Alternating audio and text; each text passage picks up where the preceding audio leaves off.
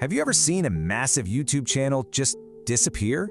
We're about to dive into the absolutely wild story of two huge channels, a billion-view deception, and, the surprisingly shady role Hollywood played in all of it. So just how big are we talking here? Well, combined, these two channels had over 2 million subscribers. And those subscribers, they racked up, get this, over 1 billion views. Their stuff wasn't just being watched, it was being devoured. These guys had some serious influence.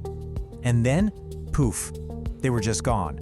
Terminated. The pages were wiped, replaced with that good old generic YouTube error message. For millions of people, it was just a total, sudden blackout. So yeah, the big question is, what in the world happened to Screen Culture and KH Studio?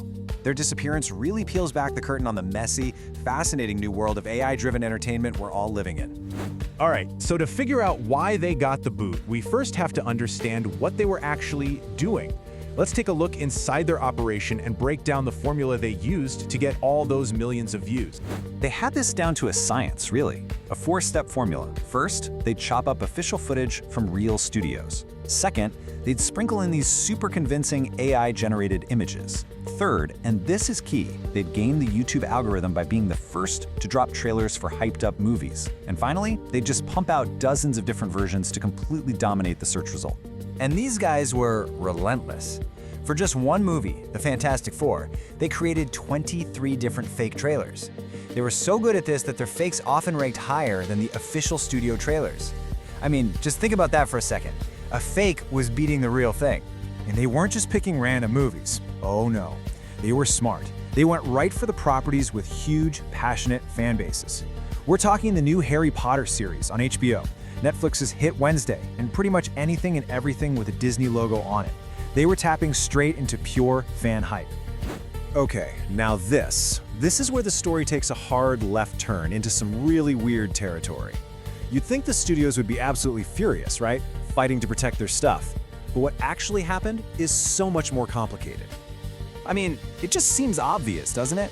They were using official footage, mimicking official branding. You'd expect the lawyers to swoop in and shut it all down. But that's not what happened at all. And listen, we're not talking about some small-time players here.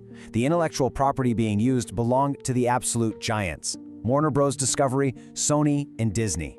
These are companies with entire armies of lawyers just for this kind of thing. And here it is, the bombshell, which came out of an investigation from Deadline. Instead of fighting the fake trailers, studios like Warner Bros. And Sony were secretly going to YouTube and saying, hey, just make sure all that ad money flows our way. They weren't fighting the deception, they were quietly cashing in on it. Disney's situation was maybe the weirdest of all. They were caught in this crazy double dilemma. On one hand, you have these viral fake trailers using their properties. But on the other hand, their massive library of movies and shows was allegedly being used to train the very AI models that were making these fakes possible. And to make things even crazier, Disney literally sent a cease and desist letter to Google, YouTube's parent company, claiming its AI training was copyright infringement on a massive scale. So they're fighting the tech behind the scenes while their IP is being used in a monetization scheme that relies on that exact tech. It's a total mess. So if the studios weren't the ones to shut them down, who was? Well, that brings us to the platform itself. Let's look at why YouTube finally decided to step in and drop the hammer.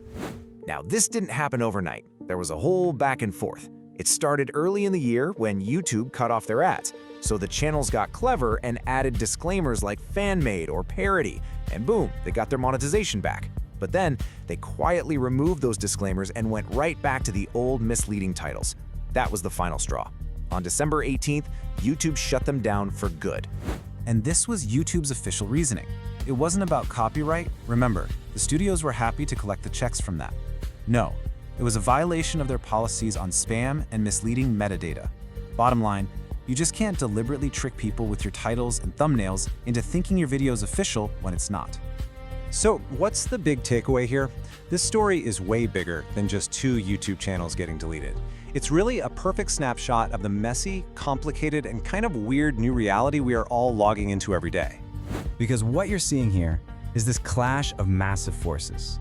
You've got creators using these powerful new AI tools to deceive people. You have giant corporations finding ways to profit from that deception. And then you have the platforms, stuck in the middle, trying to enforce their own rules in a world that is changing faster than they can keep up. This whole thing leaves us with a huge fundamental question, right? When AI can create fakes that are so good, they're not only popular with us, but also profitable for the studios, who has any real incentive left to guard the truth?